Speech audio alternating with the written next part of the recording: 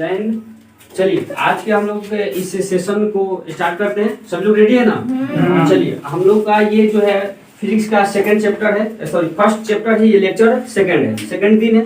और इसमें हम लोग पढ़े हुए थे, पहला दिन में आप लोग को बता दिए थे विज्ञान और मापन के बारे में।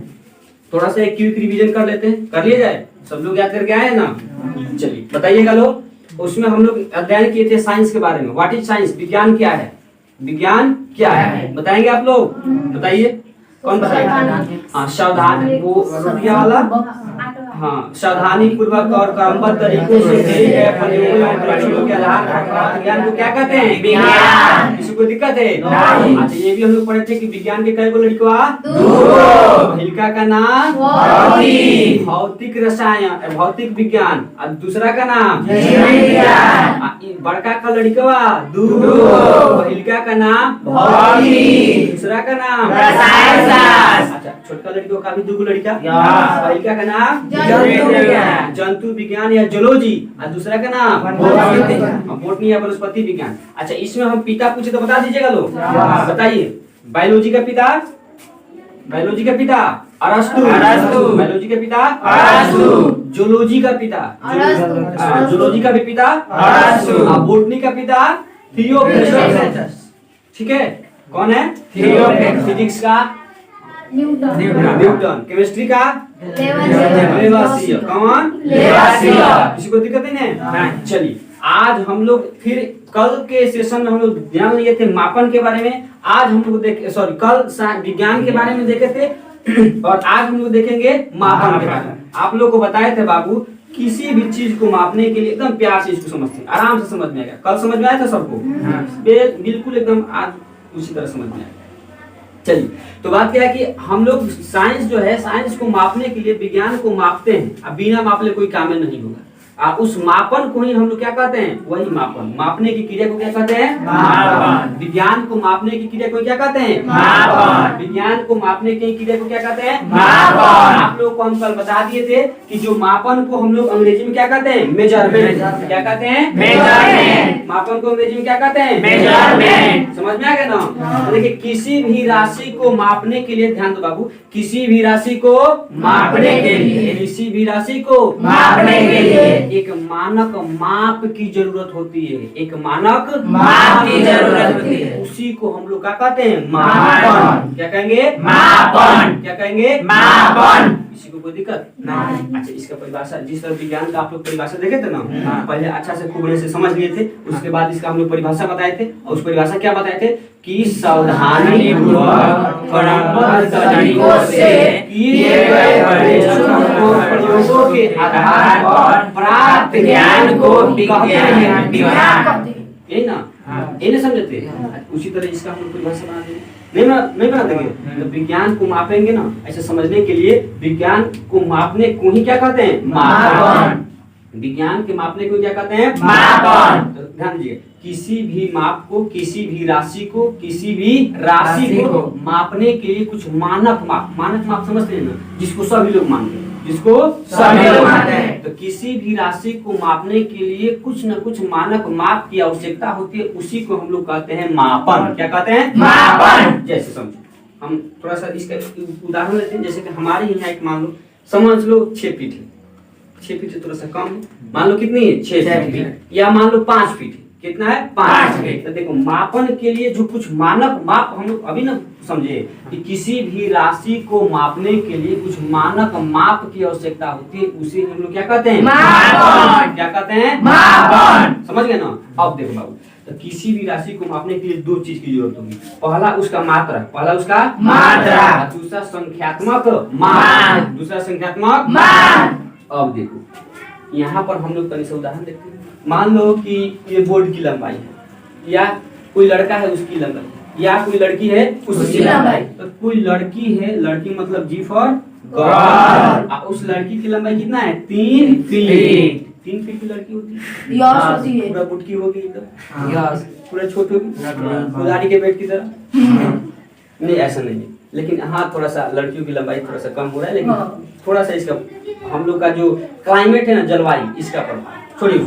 इसमें क्या है, इस बबनी का लंबाई कितना है? 3 फीट। बेचारी 3 फीट की।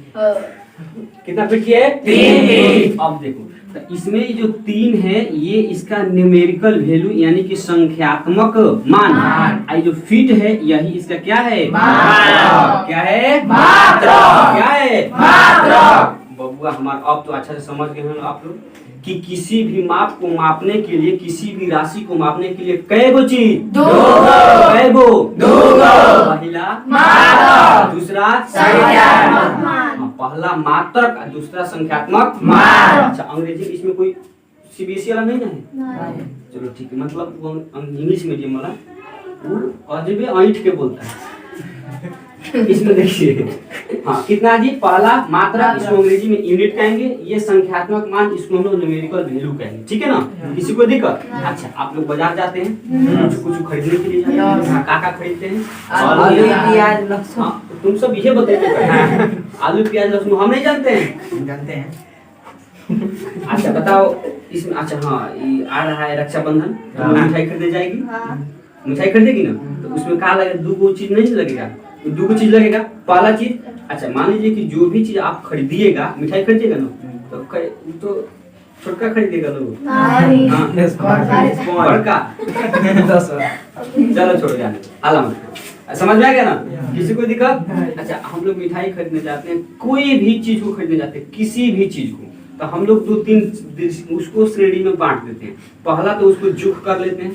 अच्छा रसगुल्ला खरीदिए तो जुख, बर्फी खरीदिए तो जुख, दाल खरीदिए जुख, घी खरीदिए जुख, तेल खरीदिए जुख, समझ में आ गया ना? एक तो जुख कर लेते हैं और दूसरा नाप के का करके नाप के, अगर तेल लेते हैं तो 1 पौवा, 2 पौवा, 3 पौवा, 4 पौवा करके इतना तेल समझ में आ गया? किसी को दिक्कत? अच्छा यही अगर आप प्लाई वगैरह खरीद कर जाएंगे तो उस खरीदने के लिए जाएंगे तो उसको स्क्वायर फीट में मिलेगा ना, स्क्वायर फीट तो इतना लंबाई तो उतना लंबाई, समझ में आ रहा है कि नहीं? किसी को दिक्कत? कहीं भी दिक्कत हो एकदम पूछना, ठीक है ना? अब देखो तो इसमें हम लोग खरीदते हैं जो भी, मान लो कि आलू पटर जो भी है हम लोग खरीदने, मान लो 3 केजी चीनी खरीदे, काहे के लिए? बुनिया बनाएंगे। क्या बनाएंगे? बुनिया। अब देखो बुनिया बनाएंगे ना, बुनिया खाकर दुनिया देखना है। चलो इसमें 2 चीजें, कौन सी कितने हैं? 2 चीज। पहला एक तो 3 है और दूसरा क्या है? केजी। केजी जिसको हिंदी में कहते हैं किलोग्राम, किलोग्राम, समझ में आ गया ना? तो इसमें किसी भी राशि को मापने के लिए कितने चीज? 2। पहला संख्यात्मक मान, दूसरा उसका मात्रक या यूनिट, समझ में आ गया ना? किसी को कोई दिक्कत? अच्छा फोन खरीदने जाते हैं तो उसमें भी आप लोगों को लगता है, ठीक है ना? अच्छा मान लो कि 10,000 का हम कोई क्या कर ले फोन, तो इसमें 10,000 तो 10 तो ये क्या हो गया? इसका न्यूमेरिकल वैल्यू। ये 1000 क्या बताता है? मात्रा को, ये रुपया को प्रदर्शित करता है, नहीं करता है? मान लो किसी का मन है आईफोन खरीदने का, क्या खरीदेगा? आईफोन। कितना का मिलेगा जी? 1.5 लाख। अच्छा मान तो इसमें तो 1.5 यानी कि 1.5 और फिर ये क्या है? लाख। ये न्यूमेरिकल वैल्यू है, ये इसका क्या है? मात्रक। इससे क्या है? मात्रक। समझ में आया कि नहीं? किसी को दिक्कत? ईटा को मापेंगे हम लोग, कुछ मतलब इतना, अच्छा 2-4 उदाहरण से समझ गए ना? दुनिया की कोई ऐसी चीज नहीं है जो इन दोनों को छोड़ाकर किसी और चीज से उसको मापा जा सकता है। समझ में आया कि नहीं? समझ में आ गया? किसी कोई दिक्कत? तो इतना तो समझ गए आप लोग कि दुनिया की कोई भी राशि हो उसको मापने के लिए 2 चीज की आवश्यकता होती है। पहला उसका मात्रक, कि किस मात्रक में उसको नापेंगे, है ना? किस मात्रक में उसको मापेंगे, और दूसरा कि उसका क्या चीज? Numerical value. न्यूमेरिकल वैल्यू यानी संख्यात्मक मान, कि वो एक्चुअल में कितना है। किसी को कोई दिक्कत? तो ये मापन आप लोग समझ गए। मापन को अंग्रेजी में क्या कहते हैं? मेजरमेंट। क्वेश्चन बताएंगे आप लोग, मापन को अंग्रेजी में क्या कहते हैं? मेजरमेंट। मापन का परिभाषा क्या कह सकते हैं? तो दुनिया की कोई भी वस्तु हो उसको मापने के लिए हमें एक, मतलब उसका दुनिया की कोई वस्तु हो उसको मापने के लिए कुछ ना कुछ मानक माप की आवश्यकता होती है, कुछ ना कुछ मानक माप की आवश्यकता होती है। उसी को हम लोग कहते हैं मापन। उसी को क्या कहते हैं? मापन। किसी को कोई दिक्कत? जैसे में आप लोग पढ़े थे इंटरनेशनल सम्मेलन हुआ था ना, अंतरराष्ट्रीय सम्मेलन, उसमें लोग जोक हो गया था कि भाई तू हमारा पौवा को मापो, मानो ना, तो तू हमारा हाथ को मापो, मतलब 2 हाथ 4 हाथ नहीं मापते हैं। 2 हाथ ऐसे कि देखिएगा, अगर मान लो किसी का मृत्यु हो गया तो क्या करते हैं लोग? पचाठी बनाते हैं 7 हाथ के, 6 हाथ के, 6 हाथ के 50 बनेंगे, फिर 1.5 हाथ के हैं। अब बाता को बांध कर खूब बढ़िया हरियर गाड़ी तैयार हो जाएगी और आराम से सूजी एकदम राम राम। देखो उसमें चलना भी नहीं है। अगला क्या है? व्युत्पन्न राशि। आधारी राशि में किसी कोई दिक्कत नहीं है। नहीं। आधारी राशि की संख्या टोटल 7। पहला लंबाई। दूसरा द्रव्यमान। तीसरा समय। चौथा विद्युता। पांचवा तापमान। छठा ज्योतिर्विद्या। सातवां पदार्थ की मात्रा। ये इसका सबका ए से ही मात्रक होगा। जैसे कि लंबाई का मात्रक मीटर, मीटर। द्रव्यमान का मात्रक किलोग्राम, समय का मात्रक सेकंड, समय का मात्रक सेकंड। और विद्युत का मात्रक एम्पियर, फिर तापमान का मात्रक केल्विन। केल्विन। तापमान का 4 मात्रक होता है, केल्विन, फारेनहाइट, सेल्सियस और रोमर। लेकिन ए से मात्रक क्या है? केल्विन। ए से मात्रक केल्विन। अच्छा। समय का भी मात्रक होता है सेकंड, मिनट और घंटा। लेकिन ए से मात्रक क्या है? सेकंड। किसी को दिक्कत? आधारी राशि समझ गए ना? अब चलते हैं हम लोग व्युत्पन्न राशि। कौन राशि? व्युत्पन्न राशि। देखो बाबू, इसका कोई निश्चित संख्या नहीं है। ये आधारी राशि मेरे बाबू स्वतंत्र होती है। आधारी राशि स्वतंत्र होती है। ये राशि किसी पर आश्रित नहीं है। लेकिन ये व्युत्पन्न राशि ये आधारी राशियों के मेल से ही बनी होती है। ठीक है ना? आधारी राशि व्युत्पन्न राशि आधारी राशियों के मेल से बनी होती है। जैसे देखा जाए उदाहरण, जैसे में हम लोग देख लेते हैं 1 नंबर में क्षेत्रफल। क्षेत्रफल का सूत्र क्या होता है? लंबाई गुने चौड़ाई। लंबाई गुने चौड़ाई। बाबू मेरे इधर ध्यान दो। तो लंबाई का मात्रक मीटर, मीटर। चौड़ाई भी क्या है? लंबाई है ना, एक प्रकार से उसका लंबाई है। तो लंबाई का मात्रक मीटर, मीटर। चौड़ाई का मात्रक भी मीटर। क्षेत्रफल का मात्रक क्या हो गया? Metre square. Metre square. बाबू मेरे अब हम लोग देखे थे कि जो लंबाई है वो क्या है? आधारी राशि। और चौड़ाई भी क्या है? आधारी राशि। समझ गए? तो व्युत्पन्न राशि किससे बनी होती है? आधारी राशि से। किससे बनी होती है? आधारी राशि से। किसी को कोई दिक्कत? हाँ। अच्छा अब देखो थोड़ा सा आयतन को देख लेते हैं। आयतन को देखे ना, इसका सूत्र क्या होता है? लंबाई गुने चौड़ाई। चौड़ाई गुने ऊंचाई। लंबाई का मात्रक मीटर। चौड़ाई का मात्रक मीटर। ऊंचाई का मात्रक भी मीटर। तीनों को हम लोग करेंगे तो मीटर क्यू। Metre cube. अब मेरे लंबाई भी आधारी राशि, चौड़ाई भी आधारी राशि, ऊंचाई भी आधारी राशि। समझ में आ रहा है? हाँ। आधारी राशि किसी पर आश्रित नहीं होती है। जबकि व्युत्पन्न राशि का निर्माण आधारी राशियों के संयोग से ही होता है। किसी को दिक्कत नहीं। इसमें और उदाहरण देख लें। बोलिए आप लोग कि हम ही बताएं। जैसे में अच्छा इसमें देख लेते हैं दूरी, चाल, समय, ये सब हो गया। लेकिन समय केवल क्या है? समय क्या है? हाँ, आप लोगों से एग्जाम में ये पूछ सकता है कि आधारी राशि की संख्या कितनी होती है? 7। एकदम आज सेट करो दिमाग में, ठीक है ना? इसको भी याद कर लो। तो कब को पूछता है जैसे कि दे देगा चाल, ए नंबर में चाल, बी नंबर में दे देगा दूरी, और सी नंबर में दे देगा समय, और डी नंबर में दे देगा द्रव्यमान। नहीं, द्रव्यमान नहीं देगा। डी नंबर में कुछ और दे देगा, जैसे कि हो गया इसमें आपका वेग हो गया। अब कहेगा क्वेश्चन की बाबू मेरे बताओ निम्नलिखित में से कौन आधारी राशि है?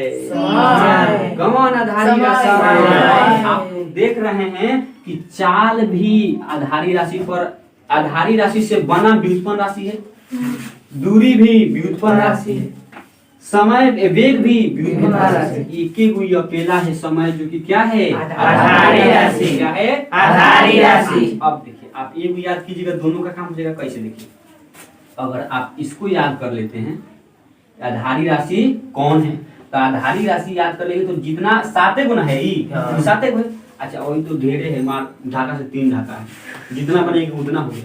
दूरी, समय, चाल, समय, दूरी, चाल, द्रव्यमान, वेग, ये सब इसमें क्या है? त्वरण, एक्सेलरेशन, मंदन, ये सब क्या है? व्युत्पन्न राशि। सब क्या है? व्युत्पन्न राशि। जैसे कि त्वरण का हम लोग देखें,